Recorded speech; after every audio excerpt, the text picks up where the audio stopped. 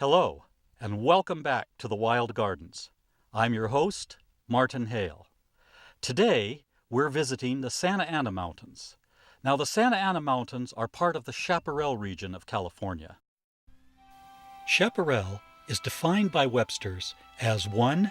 A thicket of dwarf evergreen oaks, or broadly, a dense, impenetrable thicket of shrubs or dwarf trees, and 2.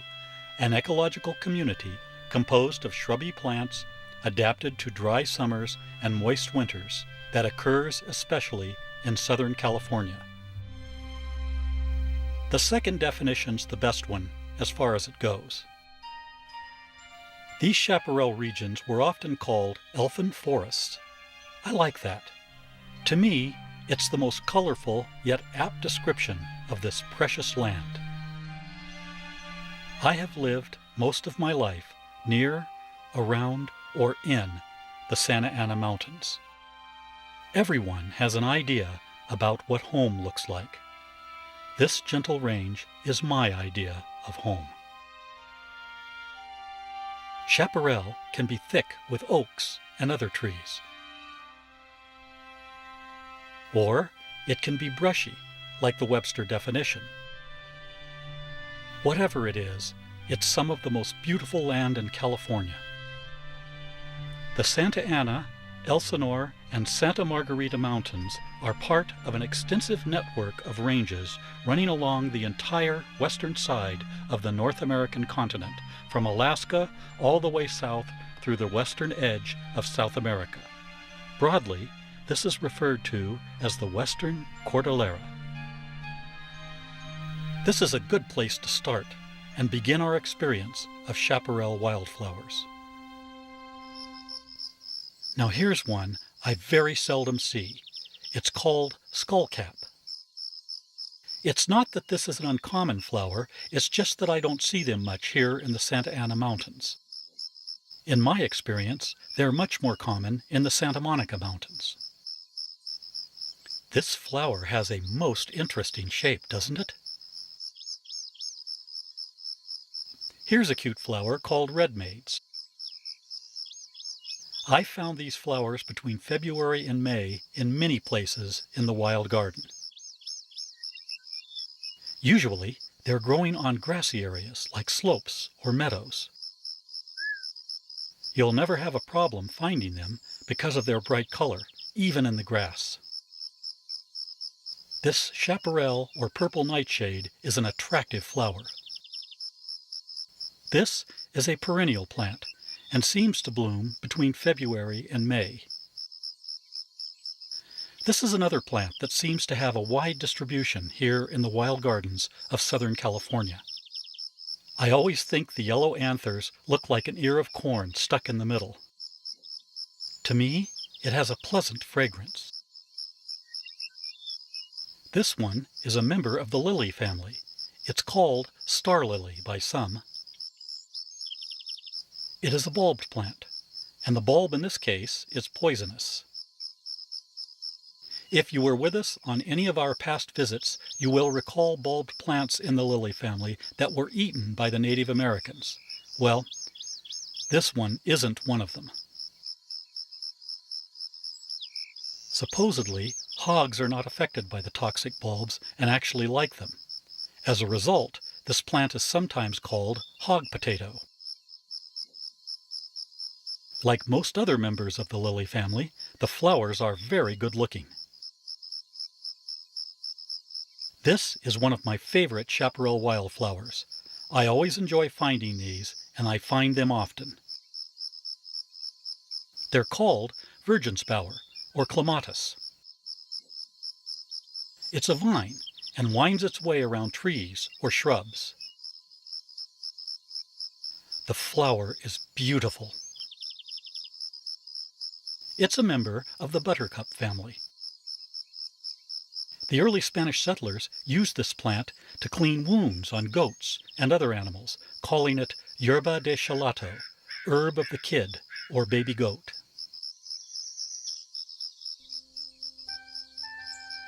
A little further north, we come to the Santa Rosa Plateau.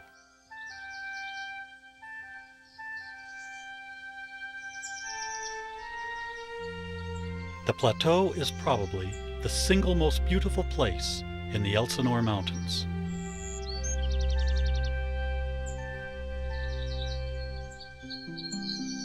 The Santa Rosa Preserve encompasses the prime parts of it.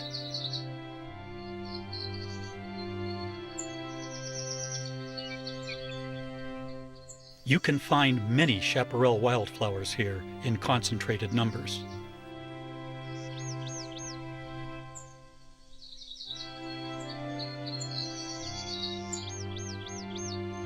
The place is breathtaking.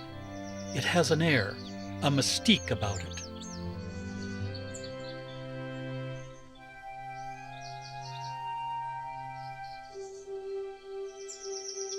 It's home to some unique species of flora, one of which is the magnificent Engelmann oak.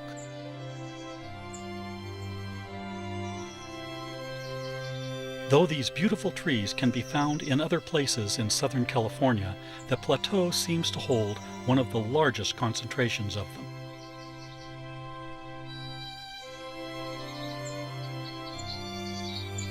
They are the most spectacular of all the California oak species and are considered endangered. Here's another endangered species. It's called thread-leafed Brodia. It's another member of the lily family. These little beauties are rare. I found one on a slope near Encinitas in San Diego County. Thread-leafed Brodia can be found at scattered sites from northwestern San Diego County through Orange and western Riverside counties to the southwestern base of the San Bernardino Mountains and the southern base of the San Gabriel Mountains. They are listed under the Endangered Species Act by the state and federal governments.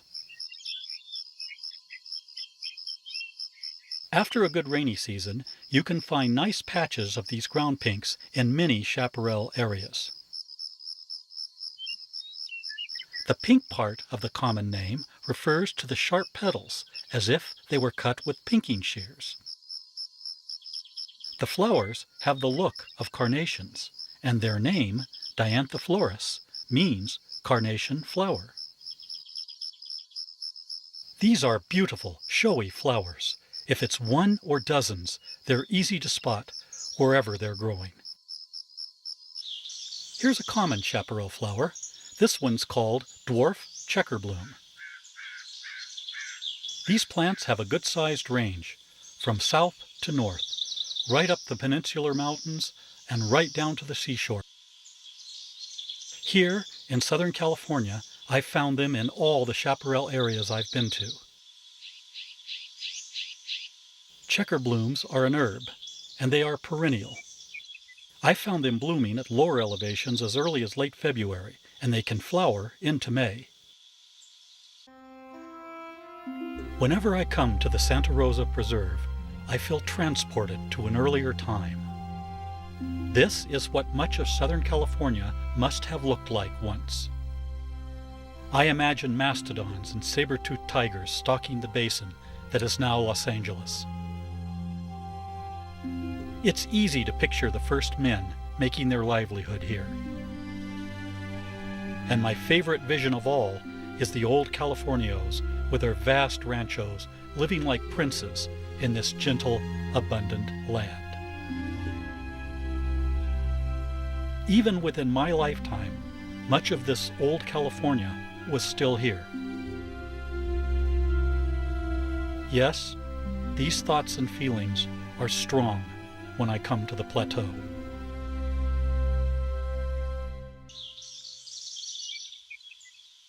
Here's an interesting plant for us to look at. I don't find these that often. I know they're not rare. In fact, they have an extensive range all over California. They do seem to be more common in northern and central California, though. It's called tomcat clover. What an unusual beauty it has. They're one of several native clover species found in Southern California. This is the lax snapdragon. I run across these occasionally. This one was growing right next to a boulder. All you can see is a long spindly stem and the showy purple flower. The flowers wave around on that stem until they find support. Then they attach themselves by wrapping round it. This beautiful Pacific pea is common here in the Santa Ana Mountains.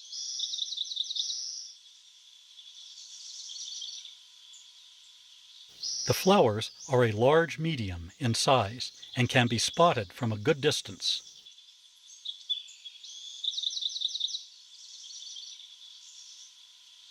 Look at that gorgeous shape and color.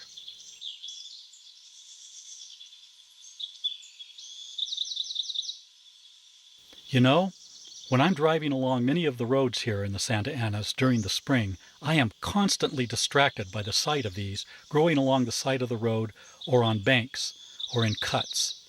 They are that showy.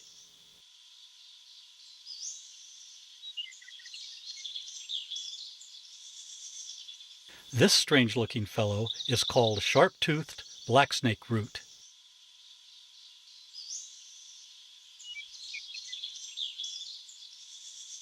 This plant is mildly toxic.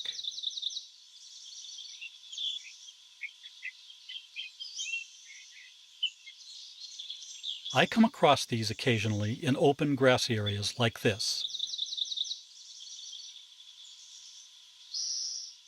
See how the flowers are clustered on that head.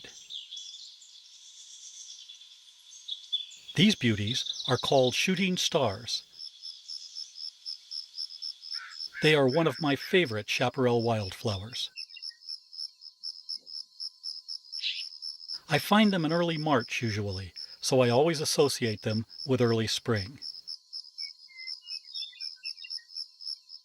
I always seem to find these in grassy open areas where the ground is damp from the seasonal rains. The shape and color combination are so striking and unusual that once you see one, you'll never forget them. Before we move on to the San Mateo Canyon area, I feel the need to point out some trouble here in Paradise. Slowly, over time, and through many means, the natural world of this wild garden has been invaded. As you know, I get most of the information and all of the final identifications on these plants from my friend Steve Boyd, curator of the herbarium and field botanist at the Rancho Santa Ana Botanic Gardens in Claremont, California. As we moved into the chaparral areas, I was shocked that some of the flowers I shot were not native to California. This, combined with an article on the threat of non-native plants in the Los Angeles Times, gave me pause. I realized that I had a perfect example when I looked at the pictures of the Melilotus indica. See how it's taken over this piece of ground. Nothing else is growing here. I knew that the mustard flowers that cover certain hills here in Southern California were non-natives, and that certain thistles were also posing a problem. But I thought that this was an isolated and local problem relegated to these two species. Then I remembered reading about the bamboo that grows on the banks of some of our rivers, notably the Santa Ana River. Non-native, invasive, choking out the natural native species. Efforts have been made to reduce, if not eradicate, this pest. They are called invasive exotic plants.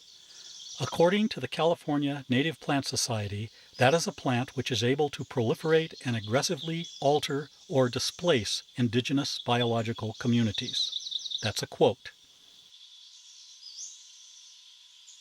They are a threat to our native natural world as well as to our production of food crops.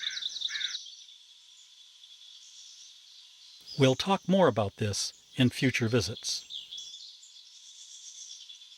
The flowering plants we have been looking at are non-native. I did not know when I took these pictures that these plants were part of a larger problem.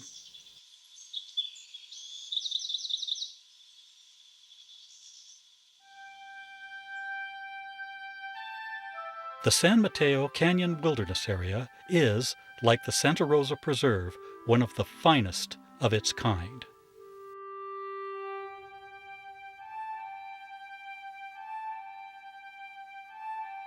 It's part of the Cleveland National Forest.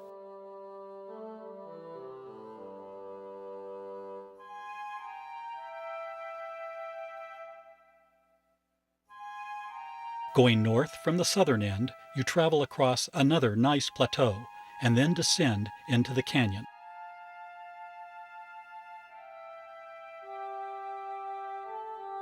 I've been walking parts of this wilderness area for years.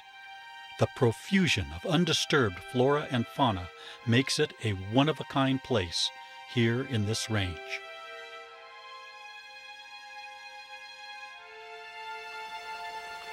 At the bottom of this canyon is San Mateo Creek.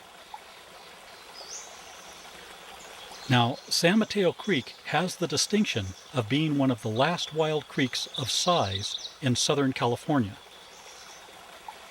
In other words, there are no dams or impediments of any kind to its flow to the ocean.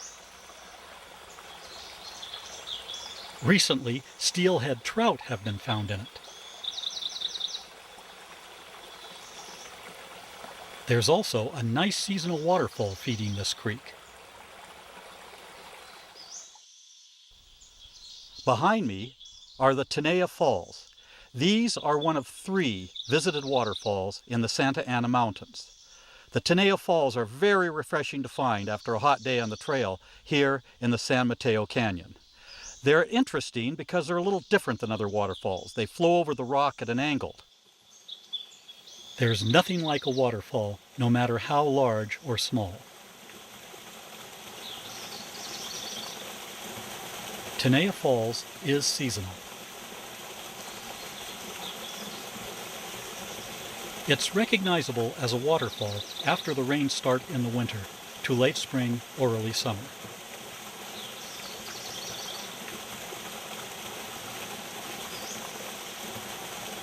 Let's pause for a refreshing moment by this pool and listen to the music of the water.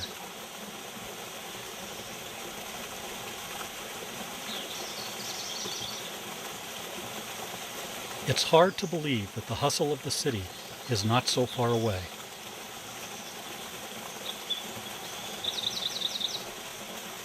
Now, I'm sure you all suspect that the San Mateo Wilderness Area has more than a waterfall and pretty scenery. You're right. Here's one. We've seen it before, but it's so prevalent here that it's worth looking at again. You'll probably see more California buckwheat in the chaparral than anything else. It's not the same stuff you make pancakes out of, though. Bees like it, and it reputedly makes very good honey. Out on the plateau, growing on a grassy bank, is this California buttercup.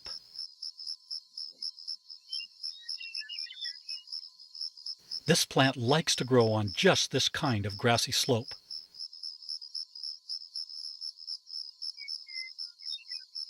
Native Americans ground the seeds for food.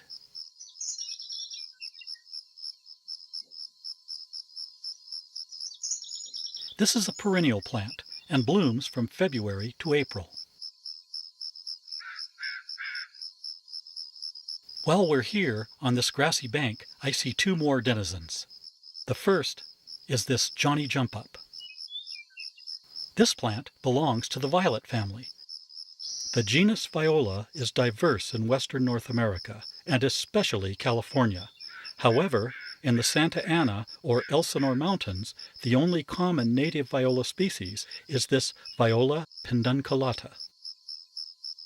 The flowers come out of a long stem, which gives them their name, because they look like they're jumping out of the grass. The other inhabitant here on this bank is this suncup.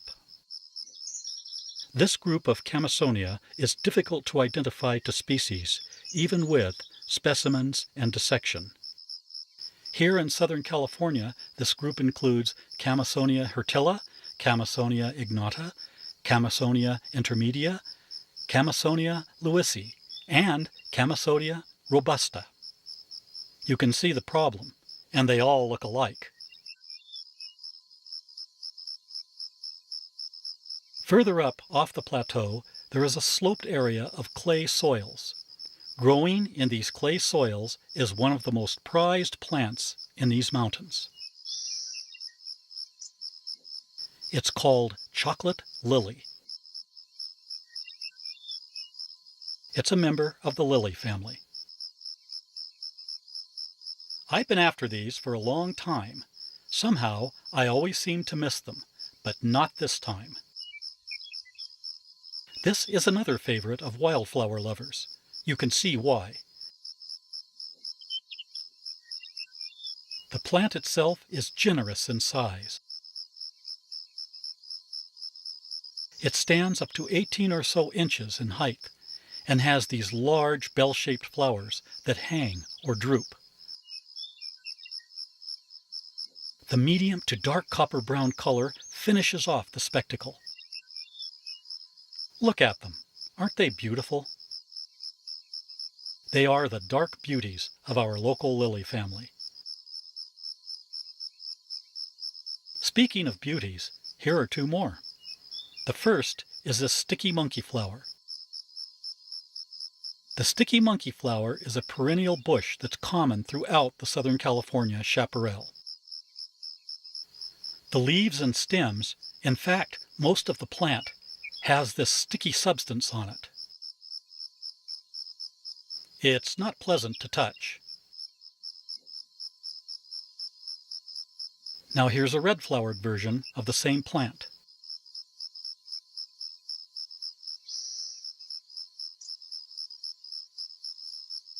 There is a wide range of flower colors in this species, going from pale yellow to orange to red, like our two examples here.